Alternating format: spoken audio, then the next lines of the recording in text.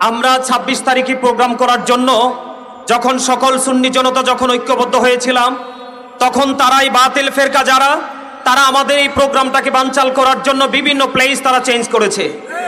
একটার পর একটা নাটকীয় প্লে চেঞ্জ করার পরে যখন তারা আমাদের এই প্রোগ্রামটাকে কোনোভাবেই বানচাল করতে পারেনি, এটাকে রুখে দিতে পারেনি, এটাকে প্রতিহত করতে পারেনি, দেখে যে সারা বাংলাদেশের সুন্নি জনতা অপ্রতিরোধ্য গতিতে ঢাকার দিকে এগিয়ে চলছে, তখন সেটা দেখার জন্য তারা, আপনারা খেয়াল করেছেন কিনা আমি জানি না, আমি যখন ওখানে উপস্থিত ছিলাম আমি কিন্তু আমারা ভাইয়েরা কে কি করছে সেদিকে যতটুকু নজর ছিল তার চেয়ে বেশি নজর ছিল বাতিলদের দিকে।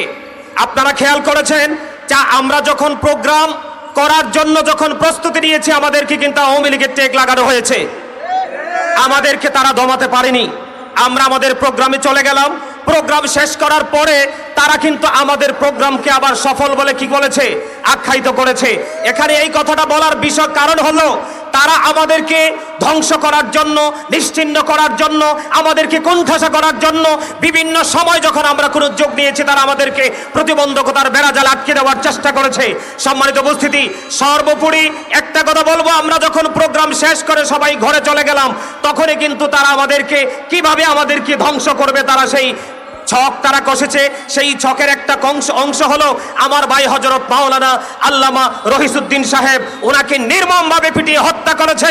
সম্মানিত উপস্থিতি, আমরা 61 হিজরিতে কারবালা হয়েছিল, আমরা এবার 2025 এসে আমার ভাই রহিসউদ্দিনের হত্যার ইতিহাস দেখে আমরা বুঝতে পেরেছি আমরা আরেকটা কারবালা আমরা দেখতে পেয়েছি। ঠিক কিনা বলেন?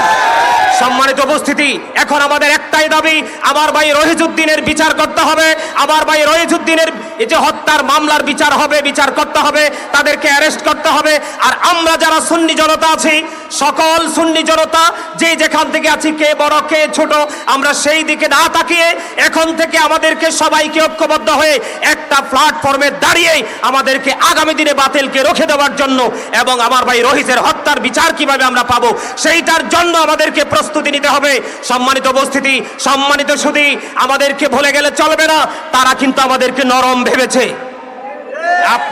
তারা কিন্তু আমাদেরকে নরম ভেবেছে, তারা কিন্তু আমাদেরকে ছোট ভেবেছে। আমি গতকালকে লাইভ প্রোগ্রামে বলেছি যে এখনো পর্যন্ত 70 থেকে 75% মানুষ বাংলাদেশে আপনার সুফিবাদে বিশ্বাসে। ঠিক কিনা বলেন? আওয়াজ দিয়ে বলেন ঠিক কিনা।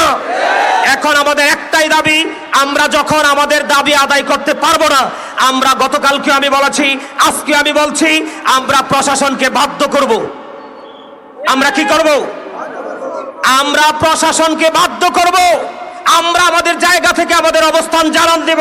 আমরা যদি আমাদের অবস্থানকে জানান দিতে না পারি, আমরা যদি আমাদের অবস্থানকে তাদের সামনে তুলে ধরতে না পারি, তাহলে কিন্তু ফ্যাসিস্ট যেইভাবে তারা তৈরি হয়েছে, আজকে যেভাবে আমার ভাই রহিসউদ্দিনকে হত্যা করেছে, আগামীকালকে তারা আরেকজনকে টার্গেট করবে। ঠিক কিনা বলেন? সম্মানিত উপস্থিতি, আসলে লম্বা বক্তব্য দেওয়ার কোনো সময় নেই, সুযোগ নেই। আমি সবার মনের আশা ব্যক্ত করার জন্য অনুরোধ করব, যার যার ভাষা প্রয়োগ করার জন্য অনুরোধ করব এবং সম্মিলিতভাবে আমরা প্রয়োজনে আজকে যদি আমরা 24 ঘন্টার মধ্যে আমার ভাই রহিসের হত্যার বিচার যদি আমরা না পাই, প্রশাসন যদি কোনো দায়িত্ব না নেয়, তাহলে সারা বাংলাদেশের সুন্নি জনতা ঐক্যবদ্ধ হয়ে আমরা তাদেরকে বিচারের জন্য বাধ্য করব। এই প্রত্যাশা ব্যক্ত করে আমি আমার আলোচনা শেষ করছি। আসসালামু আলাইকুম ওয়া রাহমাতুল্লাহি ওয়া বারাকাতুহু।